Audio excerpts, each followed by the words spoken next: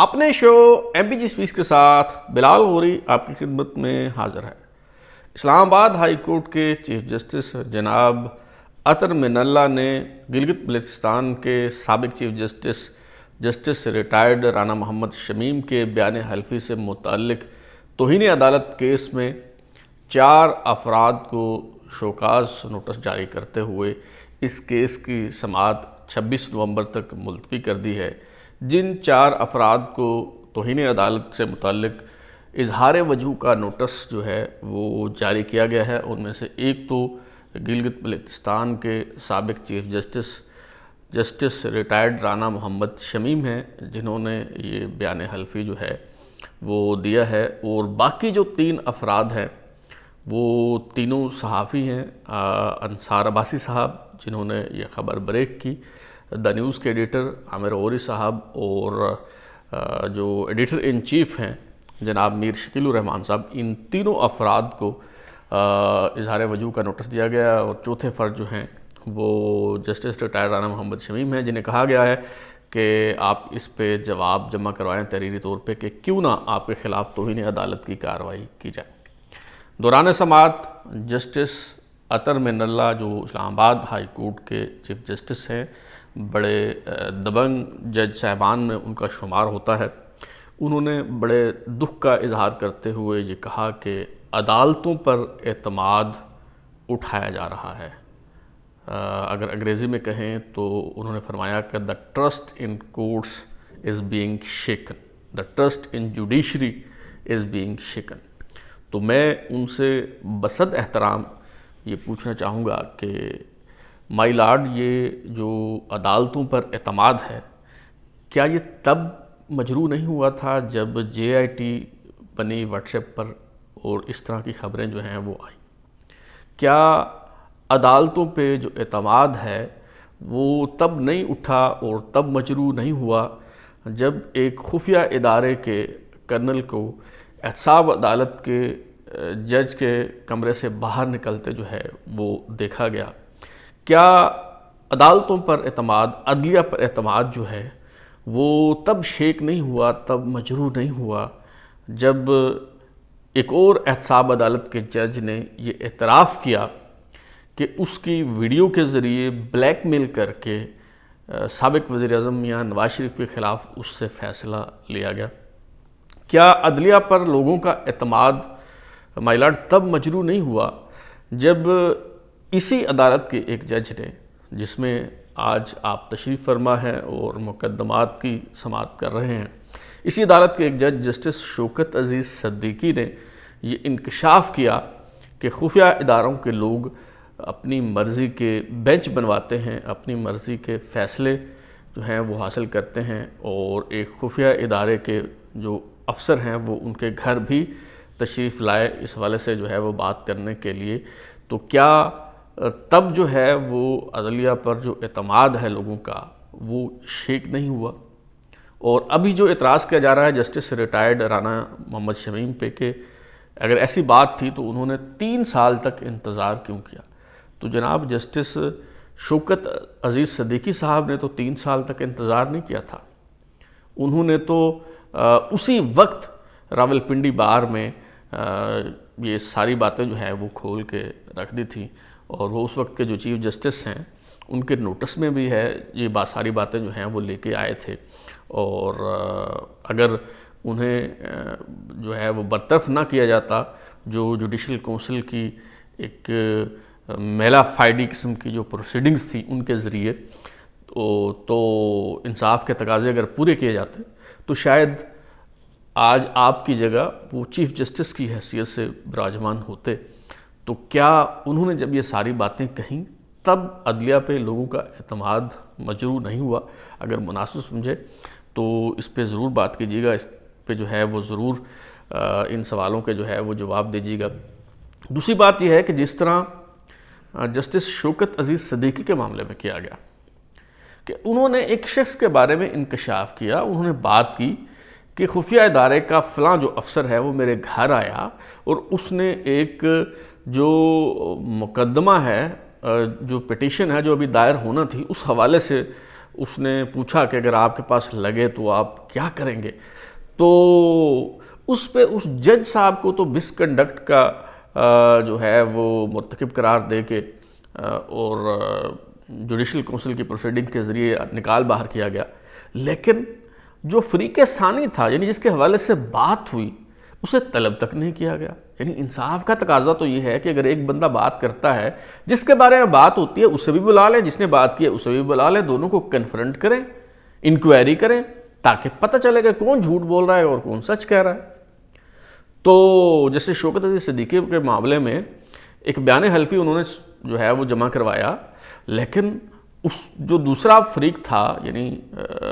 Lieutenant general فیض حمید جو تب غالباً میجر جنرل تھے، ان کو بلایا نہیں گیا، حالانکہ انہیں بلایا جاتا، انہیں کہا جاتا کہ جی آپ بھی اس پہ اپنا جواب داخل کروائیں۔ ایک طرف سپریم کورٹ کے ہائی کورٹ کے ایک جج صاحب، سینئر جج صاحب جو چیف جسٹس بننے جا رہے تھے، ان کا بیان حلفی ہے، اور دوسری طرف جو ہے وہ ایک سرکاری ملازم ہے، تو اس سرکاری ملازم کا بھی جواب آنا چاہیے تھا، بیان حلفی آنا چاہیے تھا، تو پھر پتہ چلتا کہ کون جھوٹ بول رہا ہے کون سچ کہہ رہا ہے۔ لیکن جسٹس شوکت عزیز صدیقی کا جو دعویٰ تھا، جو بیان حلفی انہوں نے جمع کروایا،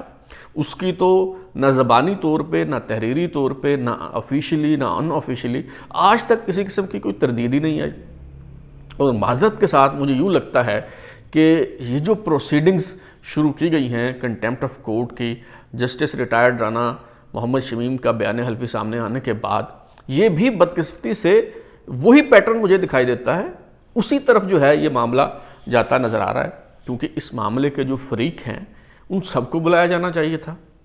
اب دیکھیں نا، اس پہ آپ نے ایک صحافی کو جو ہے وہ نوٹس جاری کر دیا کہ جی اس نے خبر کیوں شائع کی۔ ایک سابق چیف جسٹس ہے، وہ بیان حلفی جمع کرواتا ہے، وہ بیان حلفی جو ہے وہ نوٹری پبلک سے جو ہے وہ سرٹیفائیڈ ہے، کیا اس کو رپورٹ کرنا ایک صحافی کی ذمہ داری نہیں ہے؟ ایک طرف تو وہ بیان حلفی جو ہے اسے رپورٹ کرنے پہ صحافی کو توہین عدالت کا نوٹس جاری کر دیا گیا اور اسے طلب کر لیا گیا، اور دوسری طرف کچھ واہیات قسم کے شتر بے مہار قسم کے لوگ ایسے ہیں جو فوجی بوٹ لے کے ٹاک شوز میں آ جاتے ہیں، اور وہ یہ اسی جج کے بارے میں جو ہے وہ یہ باتیں کرتے ہیں کہ اس کو الٹا لٹکا کے اس کو چھتر مارنے چاہیے، اس کو جوتے مارنے چاہیے۔ جو اس طرح کی واہیات گفتگو کرتے ہیں ان کے لیے کوئی توہین عدالت کا نوٹس نہیں ہے، لیکن جو اس بیان حلفی کو جنہوں نے رپورٹ کیا ان کو توہین عدالت کا نوٹس دے کے جو ہے وہ بلا لیا گیا۔ ایک صحافی کا کام جو ہے وہ تو رپورٹ کرنا ہے، وہ اب اگر جج صاحب ٹھیک کہہ رہے ہیں یا غلط کہہ رہے ہیں وہ اپنا جواب خود دیں گے۔ اس معاملے میں جتنے بھی فریق ہیں آپ ان کو بلائیں، آپ ان کی جو ہے وہ انکوائری کریں اور یہ ڈٹرمن کریں کہ کون سچ کہہ رہا ہے اور کون جھوٹ کہہ رہا ہے، اور پھر اس معاملے کے جتنے فریق ہیں باقی ان کو تو آپ نے بلایا نہیں۔ دیکھیں نا، جس سابق چیف جسٹس ریٹائرڈ رانا محمد شمیم نے بیان حلفی دیا، اور سابق چیف جسٹس ثاقب نثار کے خلاف انہوں نے بات کی، اور ایک جو تیسرے جج ہیں وہ ہائی کورٹ کے سرونگ جج ہیں، تو آپ کو چاہیے تھا کہ ان سب کو بلاتے اور بیان حلفی کے جواب میں بیان حلفی آنا چاہیے تھا۔ یعنی اگر رانا شمیم صاحب جو ہیں وہ انڈر اوتھ ایک بیان دے رہے ہیں تو ثاقب نثار صاحب کو بھی آپ بلائیں اور انڈر اوتھ ان سے پوچھیں کہ آپ اس پہ کیا کہتے ہیں۔ اسی طرح جسٹس عامر فاروق صاحب جن کا نام آیا ہے، وہ بہت معزز جج ہیں، ہو سکتا ہے ان پہ الزامات جو ہیں وہ غلط الزامات لگائے گئے ہوں، لیکن انصاف کا تقاضا تو یہ ہے کہ آپ انہیں بھی بلائیں اور ان سے بھی انڈر اوتھ پوچھیں کہ یہ جو الزامات لگائے گئے ہیں اس پہ آپ کیا کہتے ہیں، پھر آپ جو ہے وہ اس پہ فیصلہ کریں۔ اور پھر اس کے اور بھی گواہان ہیں اس معاملے کے۔ جسٹس رانا شمیم نے کہا ہے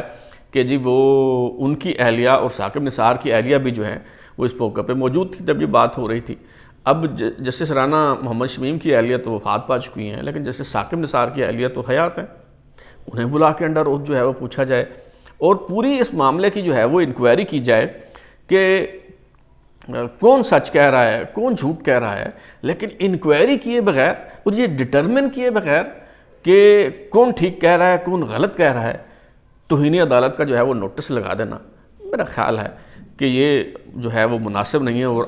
کم از کم جسٹس عطر من اللہ جیسے جو اپ رائٹ جو جج ہے جو آئین اور قانون کی بالادستی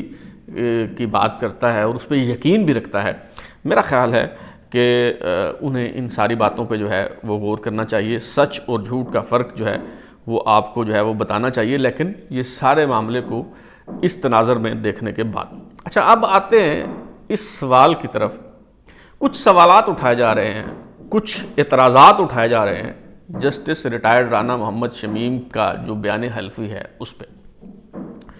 بہت سنجیدہ نوعیت کے بعض جو ہیں وہ سوالات ہیں اور اعتراضات ہیں، ان پہ یقیناً غور کیا جانا چاہیے اور اس پہ کا جو ہے وہ جواب بھی دیا جانا چاہیے. سب سے پہلا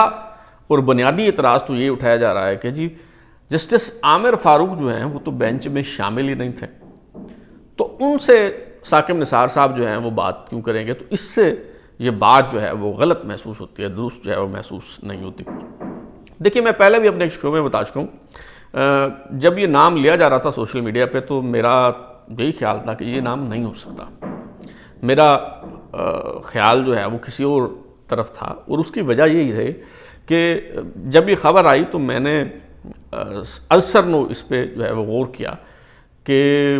کب پٹیشن دائر ہوئی، کب کیا ہوا، یہ ذرا میں نے جاننے کی کوشش کی. ایک دفعہ پھر میں آپ کی گوشت گزار جو ہے وہ ساری چیزیں جو ہے وہ کر دیتا ہوں. 13 جولائی کو میاں نواز شریف اور مریم نواز صاحبہ جو ہیں وہ لاہور واپس آتے ہیں اور لاہور ایئرپورٹ سے انہیں گرفتار کیا جاتا ہے. 16 جولائی کو ان کی طرف سے پٹیشن جو ہے وہ اسلام آباد ہائی کورٹ میں دائر کر دی جاتی ہے. 17 جولائی کو یہ پٹیشن جو ہے وہ سماعت کے لیے مقرر ہوتی ہے. اچھا، اس پہ ایک اور مزیدار جو اس کا تناظر ہے وہ یہ ہے کہ جسٹس شوکت عزیز صدیقی صاحب ہی یہ دعویٰ کرتے ہیں، اور یہ دعویٰ آن ریکارڈ موجود ہے. وہ کہتے ہیں کہ جی جو ڈویژن بینچ تھا وہ دراصل ان کی سربراہی میں جو ہے وہ اس نے کام کر رہا تھا، کیونکہ وہ دستیاب تھے اور سینئر پیونی جج تھے جیسے شوکت عزیز صدیقی، اور جسٹس میاں گل حسن اورنگزیب جو ہیں وہ چھٹی پر تھے. انہیں چھٹی سے بلا کے تو یہ بینچ جو ہے یہ تشکیل دیا گیا. جسٹس میاں گل حسن اورنگزیب اور جسٹس محسن اختر کیانی، یہ 2 جج صاحبان تھے. ان پہ مشتمل جو ڈی بی ہے اس نے سماعت کی، اور یہ پھر سماعت جو ہے وہ جولائی کے آخری ہفتے میں ملتوی کر دی. اور پھر جب 31 کو سماعت ہوئی تو پھر جسٹس عامر فاروق اور جسٹس میاں گل حسن اورنگزیب نے اس کی سماعت کی، اور پھر الٹیمیٹلی جب فیصلہ ہوا اور یہ سزائیں جو ہیں وہ معطل کی گئیں اور ضمانت پہ رہا کیا گیا مریم نواز، کیپٹن صفدر اور نواز شریف صاحب کو، تو وہ فیصلہ جو ہے جسٹس اطہر من اللہ اور جسٹس میاں گل حسن اورنگزیب نے جو ہے وہ 2 رکنی بینچ نے دیا. اچھا، جب یہ 17 جولائی کو جو ہے وہ سماعت ہوئی، اس وقت چیف جسٹس جو تھے اسلام آباد ہائی کورٹ کے انور قاصد وہ چھٹی پہ تھے، وہ کوئٹہ میں تھے. اور آج کی سماعت کے دوران جسٹس اطہر من اللہ نے دعویٰ کیا ہے کہ جسٹس عامر فاروق اور میں، یعنی جسٹس اطہر من اللہ، وہ کہتے ہیں کہ ہم دونوں بیرون ملک تھے، چھٹی پہ تھے. اچھا، اس پہ اب میں پھر وہی کہتا ہوں کہ آپ خود صفائی دینے کی بجائے، یہ جواب دینے کی بجائے جو متعلقہ جج ہیں ان سے یہ پوچھا جانا چاہیے. وہ سارا ریکارڈ ظاہر دستیاب ہو سکتا ہے کہ کب بیرون ملک گئے ہیں اور کب جو ہے وہ واپس آئے ہیں. اور پھر اگر بیرون ملک بھی گئے ہیں تو بیرون ملک کیا ٹیلی فون پہ جو ہے وہ بات نہیں ہو سکتی، واٹس ایپ پہ جو بات نہیں ہو سکتی، فون پہ بات نہیں ہو سکتی؟ بالکل ہو سکتی ہے. اور یہ بھی بتایا جاتا ہے کہ عام طور پہ تو جب جو چیف جسٹس صاحب ہیں بیرون ملک جاتے ہیں تو تب ان کی جگہ قائم مقام چیف جسٹس کا تقرر ہوتا ہے، اس کا باقاعدہ نوٹیفیکیشن ہوتا ہے. جب لیکن چیف جسٹس ملک کے اندر ہی ہوں اور وہ چھٹی پر ہوں تو جو سینئر پیونی جج ہوتا ہے وہ غیر رسمی طور پہ جو ہے وہ انتظامی معاملات کو جو ہے وہ سنبھال لیتا ہے، اس کا باقاعدہ نوٹیفیکیشن نہیں ہوتا. تو سینئر پیونی جج جو تھے وہ تو جسٹس شوکت عزیز صدیقی تھے، لیکن وہ راندہ درگاہ تھے اور انہیں جو ہے وہ ان اہم معاملات میں جو ہے وہ انوالو نہیں کیا جاتا تھا. تو بتایا یہ جاتا ہے مبینہ طور پر کہ جسٹس عامر فاروق جو ہیں وہ انتظامی معاملات کو جو ہے وہ سنبھال رہے تھے. اور پھر دوسری بات یہ ہے کہ یہ بات تو اسٹیبلش ہے اور اس پہ کوئی اعتراض نہیں کر سکتا کہ جسٹس عامر فاروق صاحب جو ہیں اسلام آباد ہائی کورٹ کے جج بننے سے پہلے جسٹس ثاقب نثار کے چہیتے شاگردوں میں ان کا شمار ہوتا تھا، اور یہ ان کی نظر کرم سے جو ہے وہ یہ اپنے پروفیشن میں جو ہے وہ آگے بڑھے. تو ان کا ایک بڑا اچھا تعلق جو ہے وہ جسٹس ثاقب نثار سے تھا، اور ظاہر بندہ بات اس سے کرتا ہے جس سے کمفرٹیبل ہوتا ہے. تو اس میں کوئی ایسا بعید قیاس نہیں ہے یہ بات کہ اگر بات کی ہے جیسے ثاقب نثار نے مبینہ طور پر تو انہوں نے جسٹس عامر فاروق سے بات کی اور انہوں نے یہ جو ہے معاملہ کنوے کیا ہو اور اس طرح سے جو ہے یہ معاملات آگے بڑھے ہوں۔ بہرحال اس کے بعد 17 جولائی کو یہ معاملہ ملتوی ہو گیا اور پھر 21 جولائی 2018 کو جو جسٹس شوکت عزیز صدیقی ہیں وہ راولپنڈی بار میں وہ دھماکہ خیز تقریر کر دیتے ہیں، جس میں وہ بتاتے ہیں کہ کس طرح سے بینچ بنائے جا رہے ہیں، اپنی مرضی کے بینچ بنوائے جا رہے ہیں، جو کیا ہو رہا ہے اسلام آباد ہائی کورٹ میں، لیکن اس کی ابھی تک کوئی انکوائری نہیں ہوئی، اس پہ ابھی تک کوئی تحقیق نہیں ہوئی۔ جب آپ یہ نہیں کریں گے اور پھر کہیں گے کہ عدلیہ پر اعتماد جو ہے وہ لوگوں کا اٹھ رہا ہے، تو اعتماد تو پھر مائی لارڈ مجروح ہوگا۔ اب آتے ہیں جی اگلے سوال کی طرف۔ اگلا جو اعتراض وہ ہے وہ یہ اٹھایا جاتا ہے کہ 17 جولائی کو جسٹس ثاقب نثار صاحب جو ہیں وہ گلگت پہنچے، شام کو بیٹھے وہ چائے پی رہے تھے، اور اس وقت مبینہ طور پر جسٹس رانا محمد شمیم کے مطابق انہوں نے ٹیلی فون کال کی، ہائی کورٹ کے ایک جج سے بات کی اور انہیں جو ہے وہ انہوں نے پیغام کنوے کیا۔ تو اس وقت تک تو یہ فیصلہ جو ہے وہ ہو چکا تھا، 17 جولائی کی صبح سماعت ہوئی تھی اور وہ سماعت جو ہے وہ ملتوی کر دی گئی تھی۔ تو اس بنیاد پہ یہ کہا جا رہا ہے کہ جی یہ جو حلف نامہ ہے یہ مشکوک ہے۔ تو جناب جیسے ثاقب نثار صاحب اپنے خاندان کے 27 افراد کے ہمراہ چھٹیاں منانے کے لیے گلگت 17 جولائی کو نہیں پہنچے تھے، بلکہ 15 جولائی کو جو ہے وہ اتوار کے دن یا غالباً ہفتے کے دن جو ہے وہ گلگت پہنچے تھے۔ میں آپ کو دکھا دیتا ہوں اس وقت جو روزنامہ ایکسپریس کی میں جو ہے وہ خبر شائع ہوئی ہے۔ روزنامہ ایکسپریس کا جو اسلام آباد ایڈیشن ہے اس کے صفحہ اول پر آخر میں ایک سنگل کالم خبر ہے، جس میں جو ہے وہ بتایا گیا ہے کہ چیف جسٹس ثاقب نثار اپنے اہل خانہ کے ہمراہ 5 دن چھٹیاں منانے کے لیے گلگت جو ہے وہ پہنچ چکے ہیں، اور یہ آپ تاریخ اس کی دیکھ لیجئے 16 جولائی کی جو ہے وہ تاریخ ہے، اور اخبارات میں ظاہر خبر جو ہے وہ ایک دن بعد شائع ہوتی ہے۔ تو 15 جولائی کو جسٹس ثاقب نثار گلگت پہنچے، 16 جولائی کو یہ خبر میں جو ہے وہ شائع ہوئی، اور 16 کو ہی پٹیشن دائر ہوئی، اور 17 کو جو ہے وہ جو بینچ تھا 2 رکنی جسٹس محسن اختر کیانی اور جسٹس میاں گل حسن اورنگزیب پہ مشتمل، اس نے یہ سماعت جو ہے وہ ملتوی کر دی۔ لہذا یہ اعتراض تو جو ہے وہ ختم ہوا۔ اب چلتے ہیں اگلے اعتراض کی طرف۔ ایک بڑا اعتراض جو ہے وہ یہ کیا جا رہا ہے کہ جی جس نوٹری پبلک نے میاں نواز شریف کے میڈیکل سرٹیفکیٹ کی تصدیق کی، اسی نوٹری پبلک نے جسٹس ریٹائرڈ رانا محمد شمیم کا جو بیان حلفی ہے اس کی تصدیق کی۔ اب میں آپ کو ایک خبر دکھاتا ہوں۔ یہ خبر ہے 3 فروری 2018 کی، دا نیوز اخبار میں جو ہے وہ یہ خبر شائع ہوئی ہے۔ اب مجھے لگتا ہے کہ یہ والا جو الزام ہے نا، یہ والی جو بات ہے یہ بڑی سنجیدہ نوعیت کی ہے، اور اب جو سازش ہے وہ مجھے لگتا ہے کہ بہت گہری ہو گئی ہے، کیونکہ آپ دیکھیں کہ 3 فروری 2018 کا جو دا نیوز اخبار ہے اس میں بتایا گیا ہے کہ یہی جو نوٹری پبلک ہے جس نے نواز شریف کے میڈیکل سرٹیفکیٹ کی تصدیق کی، رانا محمد شمیم کے بیان حلفی کی تصدیق کی، اسی نے نیب کے جو کاغذات ہیں ان کی تصدیق کی پاکستانی ہائی کمیشن میں آ کے۔ باقاعدہ اس میں جو نوٹری پبلک ہے اس کا نام آپ خبر میں دیا گیا، آپ پڑھ سکتے ہیں، چارلز ڈروسٹن گتھی LLB TEP golden cross house 8 Duncannon street London.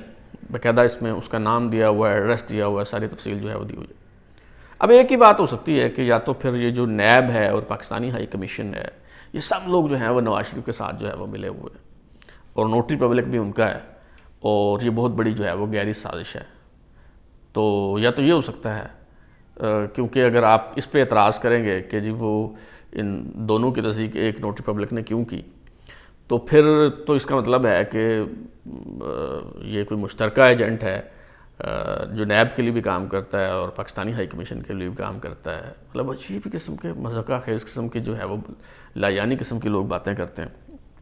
اگلا اعتراض جو ہے وہ یہ کیا جاتا ہے کہ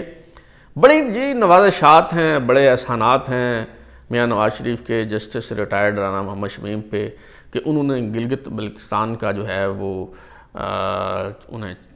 ایپلیٹ کورٹ کا چیف جسٹس لگایا، ان کے بیٹے کو جو ہے وہ اکاموڈیٹ کیا، اس سے پہلے 2015 میں جو ہے پریس کونسل کا چیئرمین جو ہے وہ انہیں لگایا گیا۔ تو جناب ابھی جو رانا محمد شمیم صاحب ہیں، وہ شہید ذوالفقار علی بھٹو لا یونیورسٹی جو کراچی میں ہے اس کے وائس چانسلر ہیں، اور جیسے ہی وہ فارغ ہوئے 2019 میں انہیں سندھ حکومت نے جو ہے وہ وائس چانسلر لگا دیا 4 سال کے لیے۔ تو اس کا مطلب ہے کہ پھر سندھ حکومت کے بھی جو ہے وہ بڑے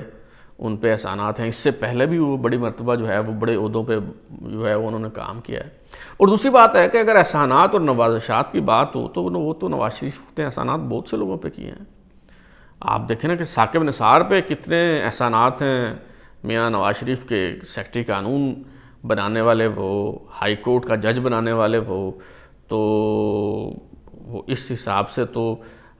بڑا ممنون ہونا چاہیے تھا جسٹس ثاقب نثار کو۔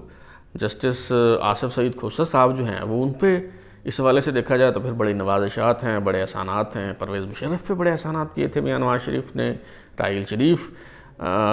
موجودہ آرمی چیف جو ہیں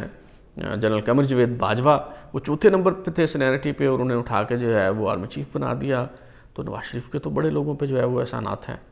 تو اس کا مطلب ہے کہ وہ سارے نواز شریف کے وفادار ہیں، سارے نواز شریف کے لوگ ہیں۔ وہ کوئی بھی بات جو ہے وہ کریں گے تو وہ اس کا مطلب ہے کہ وہ نواز شریف کی بولی جو ہے وہ بول رہے ہوں گے، اور اس کو یعنی عجیب قسم کی باتیں جو ہیں وہ لوگ کرتے ہیں۔ بھئی وہ ہر کسی کو کوئی نہ کوئی ظاہرہ لگاتا ہے، جو بھی اس وقت وزیر اعظم ہوگا، جو بھی اس وقت صدر ہوگا، اسی نے وہ تقرریاں جو ہے وہ کرنی ہیں۔ آپ یہ دیکھیں کہ وہ بندہ جو بات کر رہا ہے وہ ٹھیک کر رہا ہے کہ غلط کر رہا ہے۔ میں ابھی یہ کہنے کی پوزیشن میں نہیں ہوں کہ جسٹس رانا محمد شمیم صاحب جو ہیں وہ سچ کہہ رہے ہیں اور جیسے ثاقب نثار صاحب جو ہیں وہ جھوٹ کہہ رہے ہیں، اور اگر میں کہوں بھی تو آپ میری بات پہ کان جو ہے وہ نہ دھریں، کیونکہ آپ کو چاہیے، ہماری جو عدلیہ ہے اسے چاہیے کہ اس پہ باقاعدہ صاف اور شفاف انکوائری کریں۔ ان سب لوگوں کو بلایا جائے، ان کو کنفرنٹ کیا جائے، ان کے انڈر اوتھ ان سے پوچھا جائے کہ آپ کیا کہہ رہے ہیں، اور جو سرکمسٹانشل ایویڈنس ہے اس کو سامنے لایا جائے، اور پھر یہ چیز ڈٹرمن کی جائے۔ اگر تو جسٹس ریٹائرڈ رانا محمد شمیم صاحب کی بات جھوٹ ثابت ہوتی ہے تو پھر بے شک جو مرضی آپ کارروائی کریں، انہیں سزا دینی ہے دیں، لیکن اس سے پہلے جو ڈیو پروسیس ہے اس کو تو اختیار کریں۔ اور اگر ان کی بات سچ ثابت ہوتی ہے تو پھر نہ صرف ان جج صاحبان کے خلاف کارروائی کریں، نہ صرف انہیں جیلوں میں ڈالیں، نہ صرف ان کے خلاف کارروائی کریں اور ان کے دیے ہوئے فیصلے جو ہیں وہ کالعدم قرار دیں، بلکہ انہیں نشانہ عبرت بنائیں تاکہ آئندہ کوئی بھی منصف کی کرسی پر بیٹھا ہوا کوئی بھی شخص جو ہے یا کوئی بھی سول سرونٹ جو ہے وہ اس طرح کی ہمت اور جرات نہ کر سکے کہ وہ کسی جج کے گھر جائے اور اس سے کہے کہ یہ فیصلہ اگر آپ کے پاس آئے، یہ پیٹیشن اور یہ کیس، تو آپ اس پہ کیا فیصلہ دیں گے۔ جب تک آپ یہ نہیں کریں گے مائی لارڈ، تب تک جو ہے عدلیہ کا اعتماد بحال نہیں ہوگا۔ تو حاصل کلام یہ ہے کہ میڈیا کا سیاپا کرنے کی بجائے اپنا سراپا جو ہے وہ ٹھیک کریں۔ عدلیہ کا اعتماد تب بحال ہوگا جب آپ لیفٹیننٹ جنرل فیض حمید کو بلا کر ان سے پوچھیں گے کہ تم ایک حاضر سروس جج کے گھر کیا لینے گئے، اور ایک جو لیگل میٹر ہے اس کے حوالے سے تمہاری جرت اور ہمت کیسے ہوئی کہ تم جج صاحب سے پوچھو کہ اگر یہ کیس آپ کے پاس لگے تو آپ اس پہ کیا فیصلہ دیں گے، اور آپ نے یہ بات کیوں کہی کہ اگر ایسا ہوگا تو پھر تمہاری 2 سال کی محنت جو ہے وہ ضائع ہو جائے گی۔ اب تک لیے اتنا ہی۔ بلال غوری کو اجازت دیجیے، پھر ملاقات ہوگی۔ اگر آپ کو ہمارا شو پسند آیا تو اسے لائک کریں، کامنٹ کریں، شیئر کریں، اور ہمارا چینل سبسکرائب کرنے کے بعد بیل آئیکن یعنی گھنٹی ضرور دبائیں تاکہ آپ کو نئی ویڈیوز کے نوٹیفیکیشن ملتے رہیں۔ بہت شکریہ۔